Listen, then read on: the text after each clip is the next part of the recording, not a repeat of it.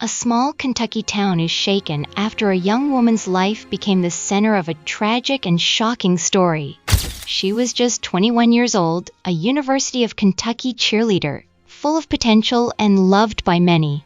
Tonight, we're diving into the case of Laken Ashlee Snelling, a story that has left her community and the nation searching for answers.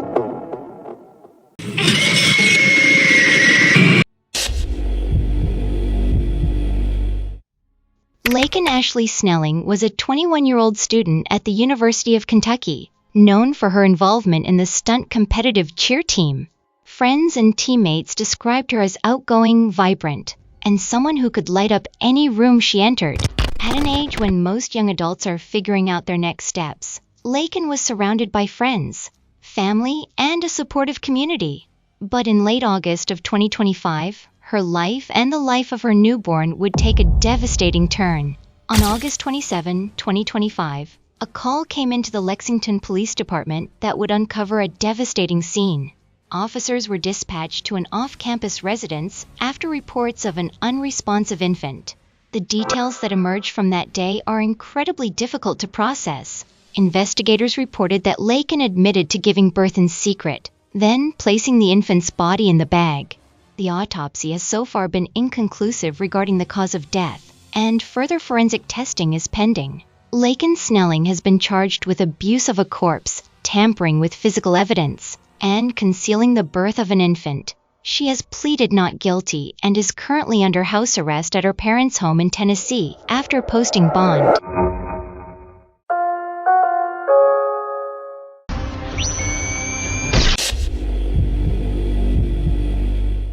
News of this case didn't just shock the University of Kentucky, it spread quickly across the entire Lexington community.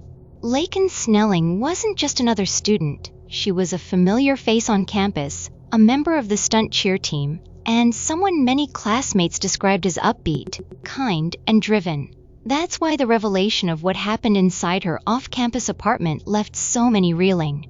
How could someone who seemed to have so much going for them become the center of such a tragic case? Students on campus reported that the atmosphere shifted almost immediately after the story broke.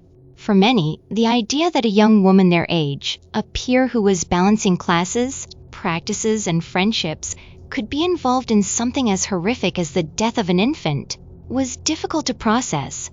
Some described feeling unsafe, others admitted they were angry, and many were just overwhelmingly sad. What's clear is that this case has sparked tough conversations, not only about justice, but also about the hidden struggles students may carry. For the University of Kentucky community, the cheer team, and those who knew Laken personally, this isn't just a headline. It's a tragedy that's forced them to question how well they truly know the people around them, and how quickly a life can unravel behind closed doors.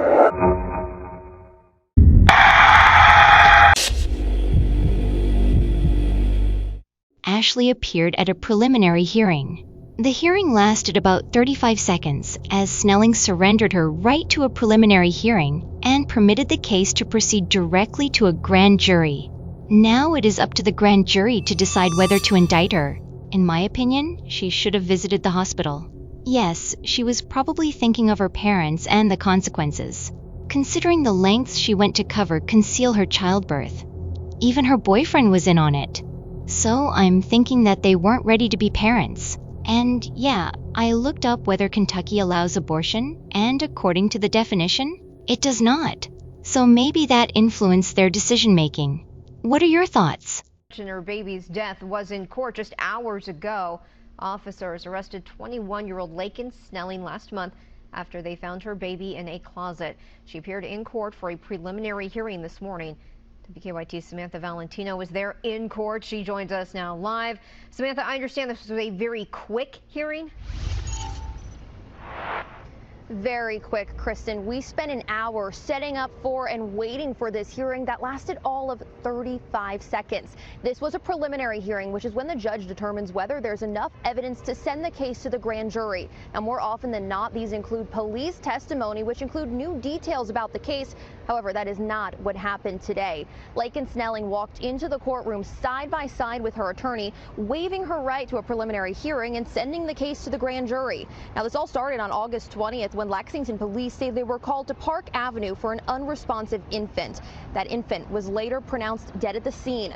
Court records say the baby was found wrapped in a towel, in a trash bag, inside a closet. The Fayette County coroner tells us that baby was a boy, but more testing needs to be done to determine his cause of death and gestational age. 4 days after her baby was found, Snelling was arrested. She's charged with abuse of a corpse, tampering with physical evidence, and concealing the birth of an infant. Snelling pled not guilty to those charges earlier this month. In court today, she was joined by at least a dozen people who appear to be family and friends. Now, as we mentioned, this morning's hearing was quick and uneventful. Take a listen. Good morning, ma'am. You are Laken Snelling? Yes. Okay. Yes, sir. Yeah, we're prepared to waive this to the grand jury. The county attorney's office is advised us they're going to waive us all the discovery they've got. Okay. Ms. Snelling, you just heard your attorney state that it's your desire to waive this matter to the Fayette County grand jury. You understood you had a right to have a preliminary hearing this morning? Yes. But it is your desire to waive this matter at this time? Yes. Okay. I know that you have posted in electronic monitoring, residing with parents. All of that's still in place, correct? Okay. All right. Thank you. Thank you, Ryan. This case does now head to the grand jury to determine whether to indict Snelling. In the meantime, she's out of jail on bond, ordered to home incarceration and to live with her parents. Court records show they live in Tennessee.